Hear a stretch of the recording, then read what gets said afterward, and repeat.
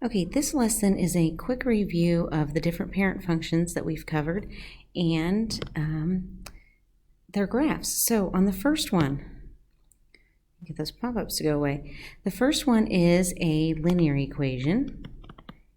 And the linear equations are what we did so much of them in Algebra 1.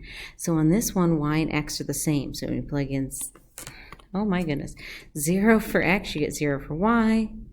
1 for 1, 2 for 2, -1, -1, -2, -2, they all match.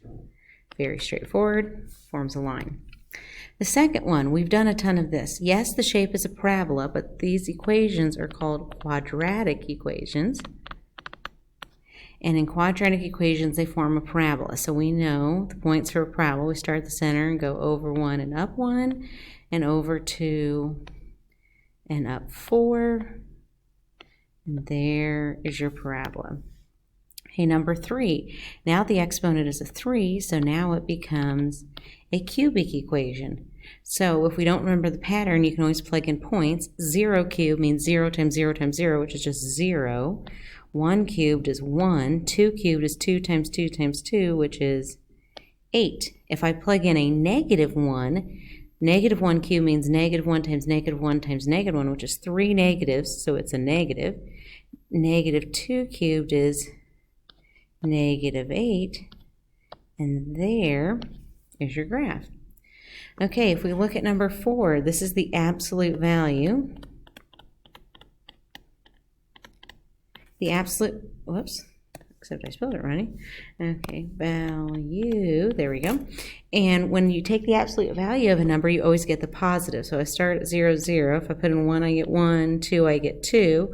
But if I put in negatives, I get positives still. So it creates this V.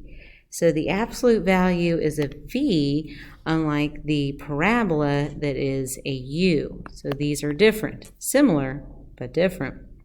Okay, number 5, yes, it's a square root, but the technical name is a radical. And when you take the square root of a number, you can't take the square root of a negative, so none of the negative answers work. So if I take the square root of 0, I get 0. If I take the square root of 1, I get 1. I can take the square root of 2 and 3, but that'll give me a decimal. The square root of 4 will give me 2. 5, 6, 7, 8 will give me a decimal, but the square root of 9 is 3, and that is my graph. Okay, number 4, we did these in the rational equations chapter, and yes, you can call them rational. They also call them reciprocal. Okay, so the reciprocal one, if we think about this, and this one's the hardest one for people to remember. It's not a hard equation, it's just easy to forget.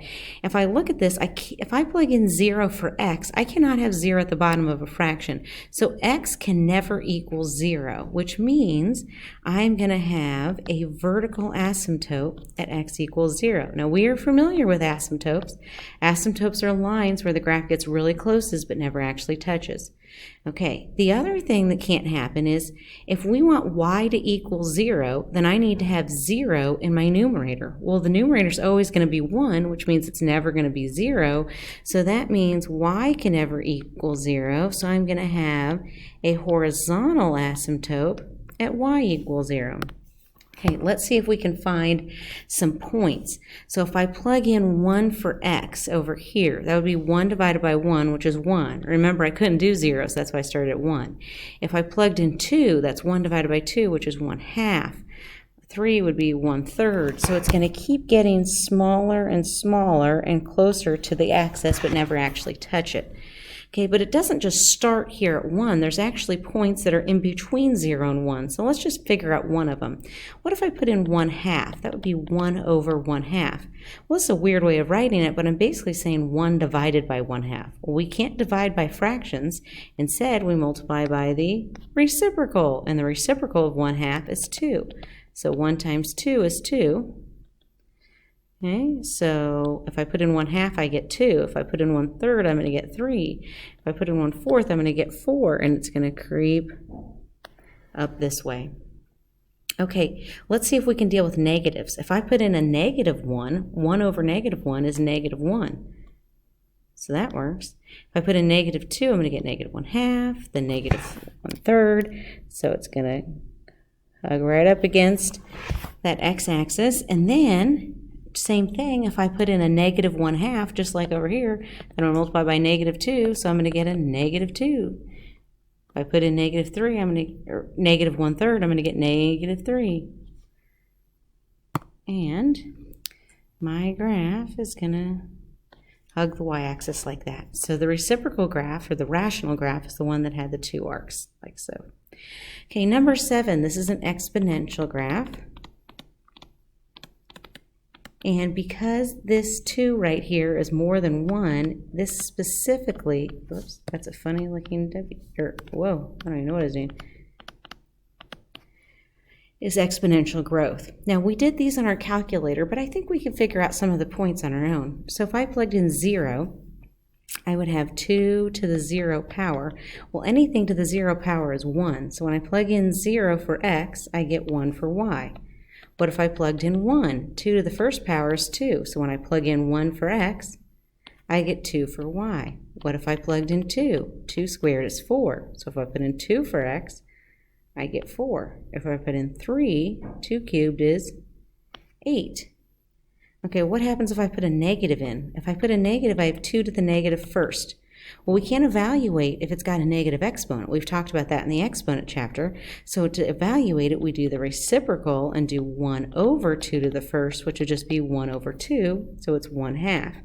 This would be 1/4 and 1/8, and it gets smaller and smaller, but it's never actually going to touch the axis. It's just going to get really close. And so this one also has a horizontal axis at y equals 0.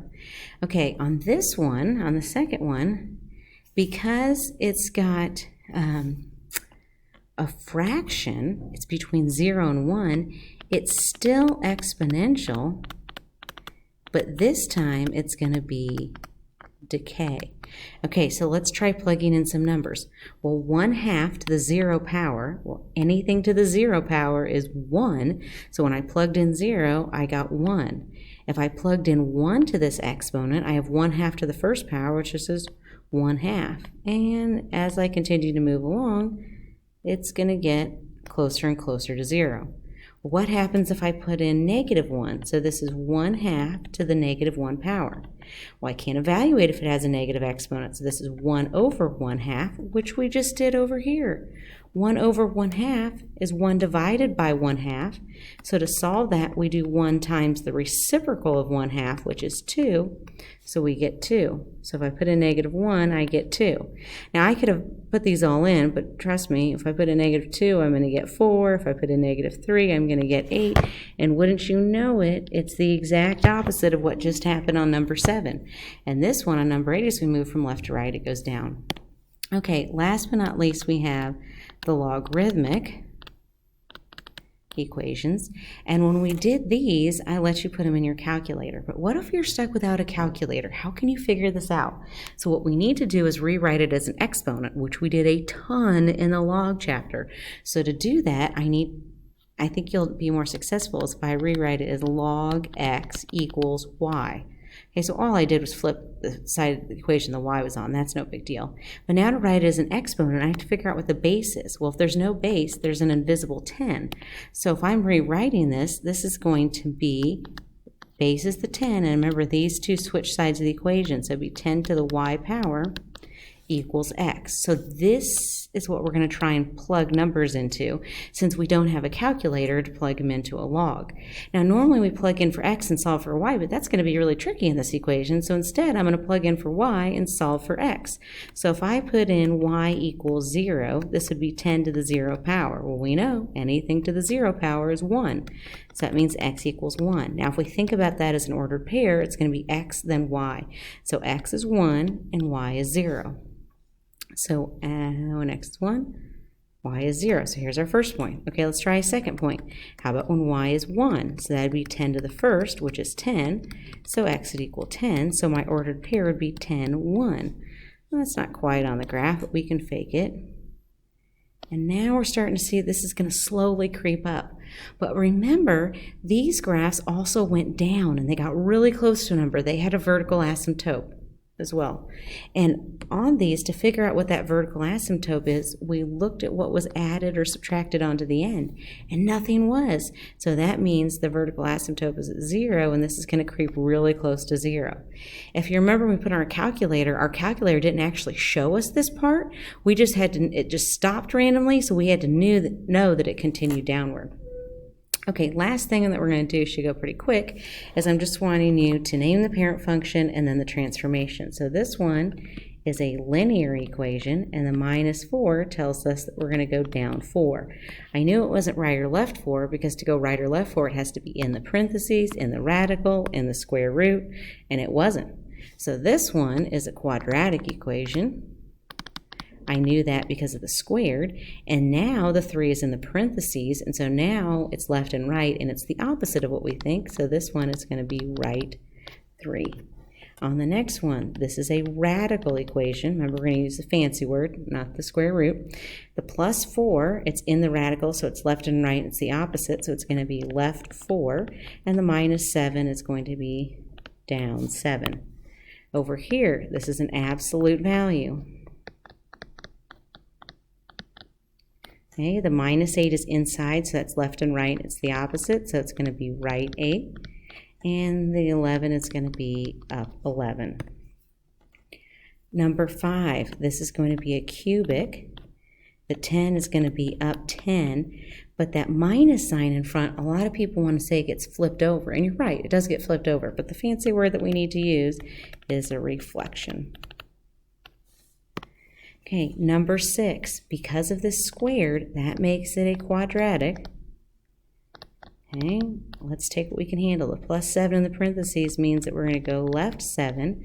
The minus 9 is going to be down 9.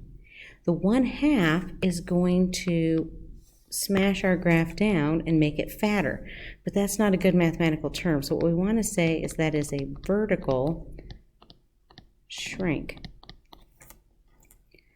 Okay, let's see what happens. And we knew it was a vertical shrink because it was a fraction. It's different if it's a whole number. Okay, over there, this is the reciprocal one. Okay, we also called this a rational equation, and that's okay. We'll try and do reciprocal, but it's still rational. Okay, the minus 6 tells us that we're going to go right 6. Minus 12 tells us that we're going to go down 12. And last but not least, this one is a radical equation. That's very neat equation, but it's radical.